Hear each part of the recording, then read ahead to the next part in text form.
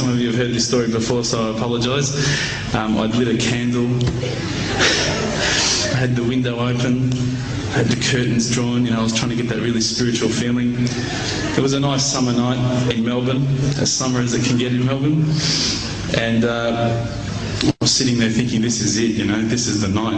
I'd been, investigating all the spiritual proofs, all the scientific proofs about the fact that the mountains are the pegs, about, how the embryo develops inside, the woman, all these amazing proofs, but I still needed that little push. It's like I was on the edge of a cliff, I was ready to jump, I just needed a push. So I was sitting there, it was very quiet. I was reading Quran, and I stopped. I said, Allah, this is my moment. This is the time I'm about to jump into Islam. All I need is just a sign. Just a little sign, nothing huge, maybe a bolt of lightning. Maybe half the house would fall down or something, just small. It's small for you, man. You created the earth, come on. So I sat there. I was waiting for the candle to start lighting up to 4 metres high like in the movies. And I go, okay, go. And subhanAllah, nothing. Absolutely nothing happened. I was really disappointed, to be honest. So I sat there and I said, Allah, this is your chance. I'm here. I'm not going nowhere. I'll give you another chance. Okay, maybe you're busy. I know it's daytime over the other side of the world. There's a whole lot of stuff going on. Maybe this time it could just be like a car backfiring. Something small. All right, half the house, the candle. Let's forget that. A bird could fart outside. I don't care. Just anything. So I said, okay, go. And subhanAllah, absolutely nothing happened. And I mean, I couldn't have even said, oh, that was it. That creak just then in the wall, that was it. Absolutely nothing happened. I was really disappointed. I was gutted. I was sitting there thinking, this is it, this was my last chance, Islam, and I haven't found it. I pulled back the Quran, I turned back to where I was reading. SubhanAllah, the very next verse on the next page, for those of you who ask for signs, have we not shown you enough already? Look around you, look at the stars, look at the sun, look at water. These are the signs for the people of knowledge. SubhanAllah.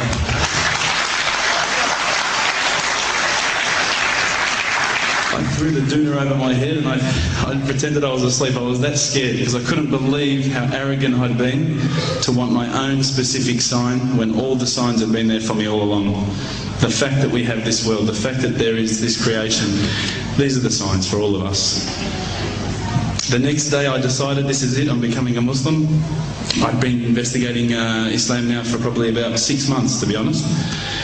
I went in and I said to myself, this is it, I'm going to make shahada. I had no idea what I had to say, I had no idea what the words were. It was probably close to Isha prayer, so it would have been, 7, 8 o'clock at night. I went in and I couldn't believe it, there was about 1,000 people at the mosque. I thought, subhanAllah, look at this religion. Look at how strong they are. It was the first night of Ramadan.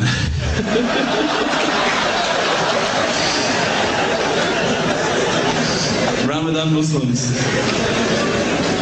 So I sat there and I was very nervous, I must admit. I got up and this person's going to me, you got to say these words, bro, Ashhadu. I'm going, what? Ash what?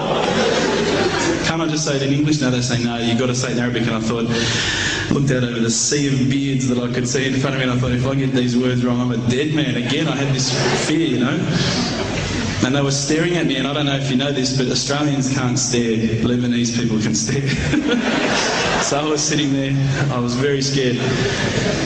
I got up, and subhanAllah, as soon as I started to say the words, all fear went out of my mind. It felt as though a shower was inside my head and someone had just turned on the cold tap. I felt like I'd been flushed clean. I said the words, and I wasn't expecting so many brothers to come up and yell, Takbir, Allahu Akbar, and start kissing me and hugging me. Now, I'd never been kissed by that many men in my life. But it was a beautiful day, I must admit.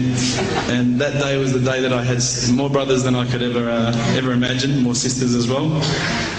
But I guess since that day I've never looked back. My family, I think, initially were very worried that I was going to be, I guess, a little bit weird towards them. They thought that I was going to break out the AK-47s and the grenades.